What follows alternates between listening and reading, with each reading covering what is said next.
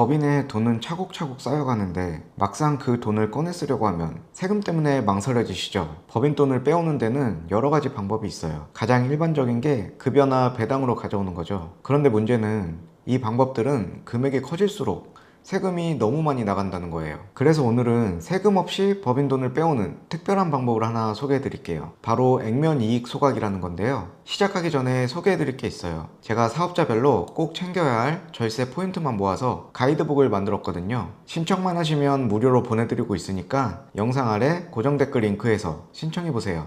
그럼 바로 시작하겠습니다.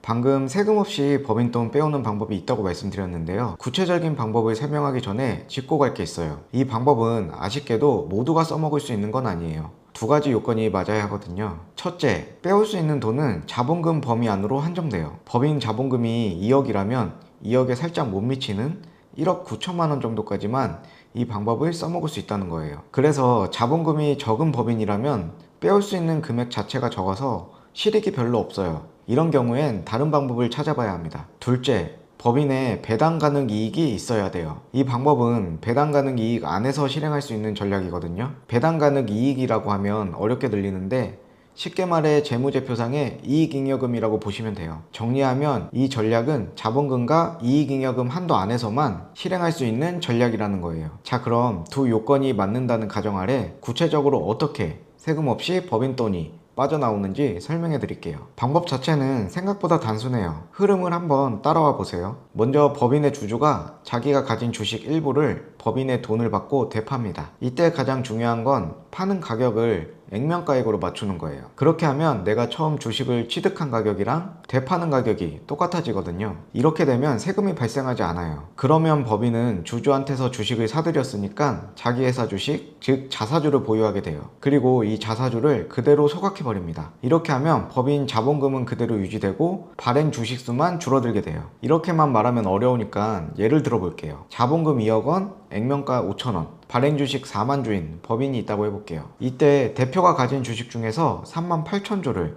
법인의 한 주당 5천 원에 되파는 거예요. 그럼 대표는 1억 9천만 원을 받게 되죠. 그런데 취득가액도 5천 원이고 판 가격도 5천 원이니까 세금이 안 나와요. 결론적으로 대표는 1억 9천만 원을 세금 한 푼 없이 법인에서 꺼내온 거예요. 그리고 법인은 사들인 3만 8천 주를 그대로 소각해버리는 거죠. 여기서 또 중요한 게 자본금 2억 원에는 변동이 없다는 거예요. 자본금이 깎이는 게 아니냐 걱정하실 필요가 없다는 거죠. 원리만 보면 참 깔끔하죠. 그런데 이걸 실제로 실행할 때 주의할 점이 하나 있어요. 방금 예를 든 건 주주가 대표 한 명인 상황이었어요. 그런데 법인의 주주가 여러 명인 경우도 많잖아요. 주주가 여럿이라면 각자 지분 비율대로 똑같이 주식을 팔아야 돼요. 예를 들어 내가 50%를 가지고 있고 다른 주주가 50%를 가지고 있다면 나 혼자만 팔 수는 없고 두 사람이 같은 비율로 함께 팔아야 한다는 거예요. 아까 사례로 치면 1억 9천만 원을 두 주주가 50%씩 나눠서 받아야 한다는 결론이죠. 이걸 어기고 한 사람만 몰아서 팔게 되면 거기서 세금 문제가 생겨요. 우리가 애초에 세금 없이 하려고 짠 전략인데